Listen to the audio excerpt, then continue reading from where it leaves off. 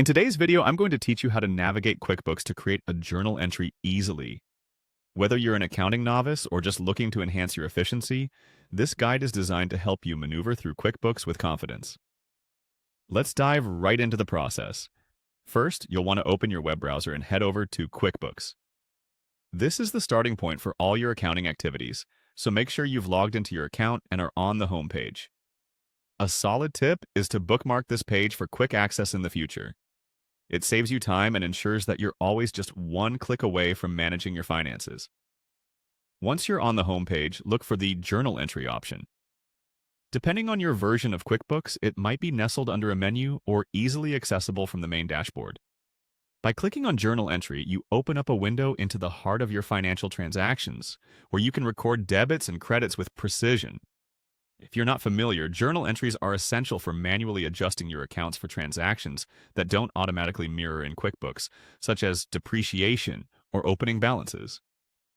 Now, before we proceed further, it's important to gather all necessary information you might need, such as the date of the transaction, the accounts that will be affected, and any specific details related to the amounts involved. This preparation step will ensure you maintain accuracy and streamline the journal entry process.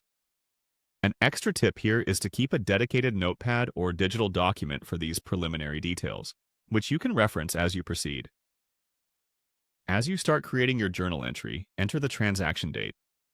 Ensure that it corresponds accurately with the financial period you're documenting.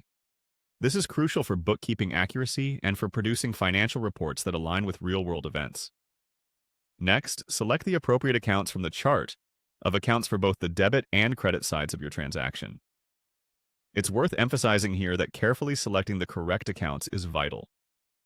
Choosing the wrong account might lead to inaccuracies that could complicate future reconciliations. Take your time during this step. Once your accounts are set, fill in the amounts for both debit and credit entries. Remember the golden rule of accounting. Debits must always equal credits in total. Finally, add a clear description for the entry. This description acts as a reference point for any future you or anyone else reviewing the books might need.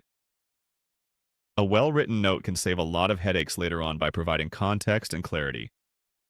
Once you've reviewed everything for accuracy, go ahead and save your entry. And there you have it. You've successfully created a journal entry in QuickBooks. This method ensures your books are accurate and up to date. Feel free to revisit this video whenever you need a refresher. Thanks for joining me today, and happy bookkeeping.